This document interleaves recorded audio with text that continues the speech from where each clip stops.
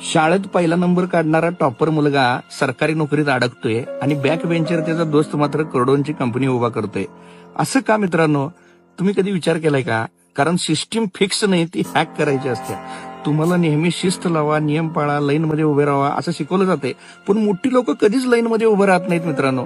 बँकेत लोक तासन तास रांगेत असतात, पण फक्त एक माणूस डायरेक्ट मॅनेजरच्या केबिन मध्ये जातोय आणि त्याचं काम 2 मिनिटात होतंय. ट्रॅफिकमध्ये ठराविक नंबरच्या गाड्यांना पोलीस कधीच हात करत नाहीत.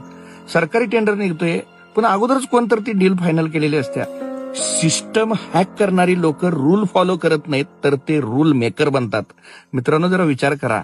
सार्वजनिक नियम जनतेसाठी असतात, पण पॉवरफुल लोक त्याच नियमांना वेगळ्या प्रकारे वापरतात. अर्थशास्त्राच्या पुस्तकात लिहिलंय, तुम्ही पैसे वाचवा, योग्य ठिकाणी गुंतवा. पण मोठी श्रीमंत लोक स्वतःचे पैसे गुंतवत नाहीत, ते इतरांच्या पैशाने पैसे कमवतात. शिकवण काय आहे यातनं मित्रांनो? तर तुम्ही रूल्स समजून घ्या, पण त्याच्या चौकटीत अडकू नका. पॉवरफुल लोक काय करतात ते समजून घ्या, तरच तुम्हाला जगाच्या पुढे राहता येईल मित्रांनो.